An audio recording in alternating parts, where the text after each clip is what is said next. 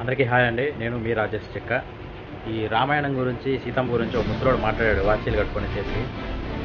వాడు ఏమన్నాడంటే, రాముడు గొప్పవాడా రావణాసురుడు గొప్పవాడా? రాముడే గొప్పోడు. బాగా ఆలోచించు. రాముడే గొప్పోడు. కాదు. రావణాసుడు గొప్పోడా, రాముడు గొప్పోడా అంటే ఈ యాంకర్కైనా ఐడియా ఉండాలి కదా. ఇప్పుడు పౌరాణిక వాన్మయం గురించి, దేవుడి గురించి మాట్లాడేటప్పుడు ఫస్ట్ మనకు తెలిసి ఉండాలి, లేదా దాని గురించి దాన్ని దాటేసి వేరేది మాట్లాడాలి.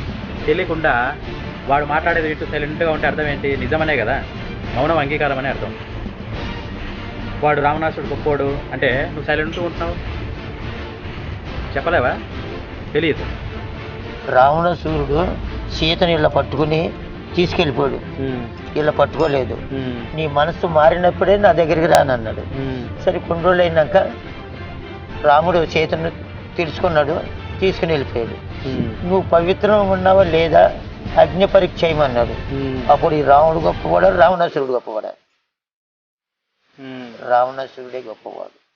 ఆయన రేప్ చేయాలంటే అమ్మాయి నన్ను చెప్పబాయ్. ఏం చెప్పాలి నువ్వు? రావణాసురుడికి బ్రహ్మదేవుడు శాపం ఇచ్చుంటాడు.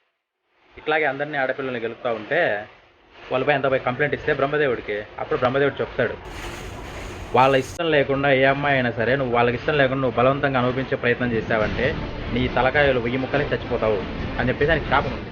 కాబట్టి ఏ ఆడదాన్ని కూడా ముట్టుకోడు. సీతమ్మని ఎందుకు ముట్టుకోలేదు అంటే వాడు ముట్టుకుంటే అలాగా బలత్కారం చేస్తే వాడు చచ్చిపోతాడు. ఈ విషయం తెలుసుకొని సావండి.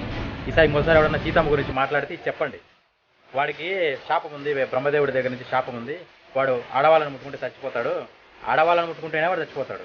సీతమ్మ జోలికి పోతే ఉంటాడా? పోయాడు. అది ఇది చెప్పి తావండి.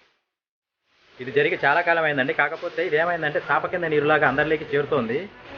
ఇప్పుడు కూడా చేరుతూనే ఉంది. ఇది నేను చూస్తూనే ఉన్నాను. జరిగినప్పటి నుంచి దాదాపు 6 నెలలు అయిందో మరి 6 మంత్ అవుతుంది అనుకుంటా. ఈ వీడియో వచ్చేసి ఆ అబ్బాయి చేశాడు, ఒక అమ్మాయి కూడా చేసింది. ఇదే సైలెంట్గా ఉండిపోయింది, ఎందుకంటే అది తెలుగు కాబట్టి సమాధానం చెప్పలేకపోయారు. ఇది చాప కింద నీరులాగా చేతానే ఉంది అందరికీ.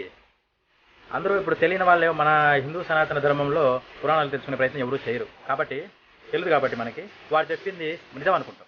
ప్రతి ఒక్కరు నిజం అనుకుంటే తెలియకపోతే, అందుకని చెప్పేస్తే నేను ఈ వీడియో చేయడం జరుగుతుంది. ఇప్పుడు ఇందాక చూసే ఈ వీడియో చూసే ఈ వీడియో చేస్తున్నాను. నేను పురాణాలు తెలీదు, పాడు తెలీదు, తొక్కలు వీడియోలు చేస్తూ ఉంటారు. ఎదవన్నారు.